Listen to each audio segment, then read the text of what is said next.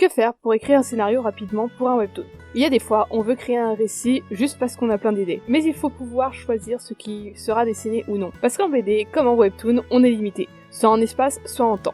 Coucou, c'est Rao, je suis auteur sur webtoon Canva français et anglais et je travaille actuellement sur Vesna, Astrocoloc et À l'aide je suis humain. En tant qu'autodidacte, je vois que la majorité des ressources sur webtoon sont en anglais alors qu'on vit en France et on n'a pas la même vie. Donc parfois sur cette chaîne, je vais parler de comment créer des BD et des webtoons avec mon expérience en tant que française. Je fais aussi des challenges, des exercices et des vidéos motivantes pour tous les dessinateurs amateurs. Si ça t'intéresse, n'oublie pas de liker la vidéo que tu as regardée pour indiquer que tu en veux plus. J'imagine que tu as tout plein d'idées de scènes dans la tête, ou même l'inverse. Tu as juste l'intro et la fin et des scènes au milieu, et tu ne sais pas comment en faire un scénario. Moi j'ai trouvé ma méthode pour avoir plein d'idées et les passer par un entonnoir. C'est parfois douloureux, j'ai tué pas mal de personnages et de scènes que j'adore, mais j'en ai ajouté d'autres et j'ai mieux caractérisé mes personnages en essayant de travailler au mieux vers la simplicité. Et c'est dur de faire un webtoon simple et clair pour tout le monde, donc ça nécessite pas mal de travail. Tout d'abord, je note toutes mes idées. On va commencer par là, n'hésite pas à garder toutes celles que tu as grave envie de faire et place-les dans tes feuilles. Et maintenant tu vas prendre ta feuille, l'enfermer et l'oublier. Oui. Je commence toujours comme ça, je note dans un carnet et j'oublie pendant 2 ou 3 semaines minimum avant d'aller revérifier. Quand je le rouvre, je ne lis pas mes vieilles idées, ou alors je ne lis que les idées de personnages ou une petite phrase de concept. Je prends une nouvelle feuille et j'y écris autre chose, mais ça reste dans le thème du concept que j'avais. La nouvelle idée doit être globale, ce sera le concept ou le pitch. Ça raconte ton histoire en une phrase. Tu peux retourner sur la vidéo de l'astuce dont personne ne parle, elle guide sur comment créer le concept ou comme j'ai dit, le pitch de ton histoire. Il faudra le garder en tête ce concept et le développer. N'oublie pas que ton histoire va évoluer et tu vas trouver toujours plus d'idées entre chaque session de scénario, mais ton pitch ne devra pas changer. Maintenant que tu as le concept, on peut commencer à le développer. Et ici, j'ai la méthode flocon. Il y aura des liens dans la description pour en savoir plus sur cette méthode. En gros, cette méthode se divise en 10 étapes, de la phase de concept jusqu'à l'écriture, et elle alterne lentement entre l'intrigue, les personnages et les lieux, pour faire en sorte qu'à chaque étape, il y ait progressivement plus de texte. Donc d'après cette méthode et ma propre expérience, d'abord, il faut trouver un thème. Par exemple, l'amitié est le plus important, l'amour c'est avant tout un travail sur soi, la destruction du capitalisme est inévitable, la paix dans le monde est possible, tout ce genre de phrases qui seront en fait ta thèse. Le but c'est de répondre à une question qui te tient aux tripes. Il faut que ça touche aux besoins comme l'amour ou la survie. Ça va aussi dépendre du public. Les jeunes préfèrent l'aventure et la liberté, les adultes préfèrent la survie et la sécurité. Ensuite, si tu es plutôt architecte, tu vas choisir une structure.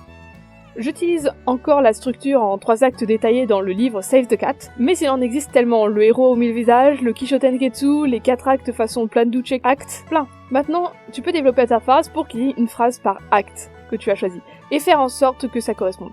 Tu peux continuer encore un tour et rediviser chaque acte en autre acte. J'utilise une structure plus courte comme intro, action, conclusion, vu que c'est plus court dans l'acte que dans le webtoon. Et en fait, une fois que t'as ça, tu peux créer des personnages et des lieux qui sont utiles.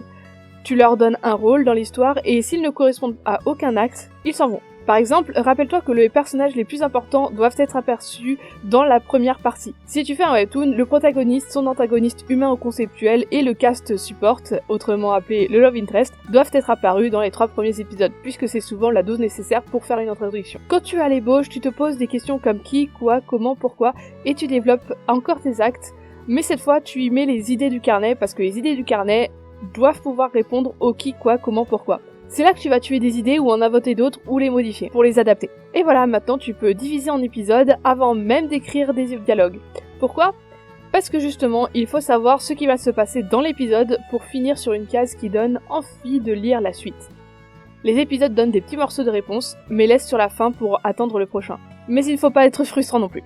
C'est un équilibre. Bref, garde toujours le thème en tête, fais en sorte que chaque épisode ou chaque arc le questionne et place tes idées judicieusement.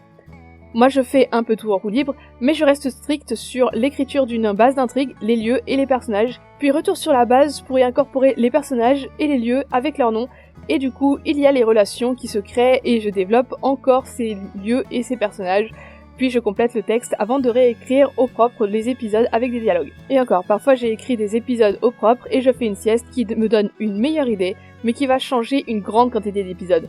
Du coup, j'ai les boules, parce que ce qui était prévu n'apparaîtra pas. Enfin, pas vraiment. D'autres fois, ça me fait disparaître des personnages au profit de la simplicité, ou juste parce que j'ai oublié d'utiliser un personnage présenté qui n'est jamais apparu ensuite, et au lieu d'en créer un autre, je vais réutiliser ce personnage dans la limite de la logique. C'est dur, mais ça permet d'aller au but, et j'aime aller vite.